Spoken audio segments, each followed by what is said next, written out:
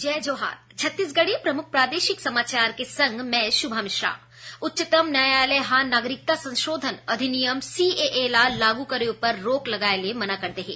न्यायालय हा पाछू हफ्ता लागू होए ए कानून ला चुनौती देवैया 237 याचिका मन के जवाब देबर केंद्र सरकार ला 3 हफ्ता के समय दे हे। बस्तर लोकसभा क्षेत्र के पहली चरण के मतदान बर काली 20 मार्च के अधिसूचना जारी होही। एकरे संग नामांकन पत्र भरे के सिलसिला शुरू हो जही। ए लोकसभा क्षेत्र में 19 अप्रैल के मतदान होना है।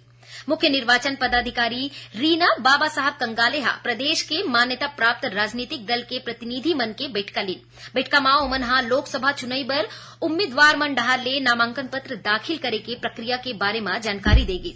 भारतीय जनता पार्टी के प्रदेश सह प्रभारी नितिन नवीन आज रायपुर दौरा में है। ओमन हा इस समय कुशाभाऊ ठाकरे परिसर में चुनाई प्रबंधन समिति के बैठका लेवत है। पूर्व सैनिक मन ला बढ़िया स्वास्थ्य सुविधा देबर रायपुर स्थित अखिल भारतीय आयुर्विज्ञान संस्थान एम्स और पूर्व सैनिक अंशदायी स्वास्थ्य योजना रक्षा मंत्रालय के बीच आज एक समझौता ज्ञापन पर हस्ताक्षर करेगी। राज्य सरकार हा छत्तीसगढ़ उच्च न्यायालय के अतिरिक्त जिला और सत्र न्यायाधीश अशोक कुमार लाल ला प्रतिनियुक्ति मां राज्य विधिक सेवा प्राधिकरण के सदस्य सचिव नियुक्त करे हे। दंतेवाड़ा जिला के किरंदुल थाना क्षेत्र में सुरक्षा बल मन के संग होए मुठभेड़ में एक महिला समेत 2 झिन माओवादी मारे गए हे।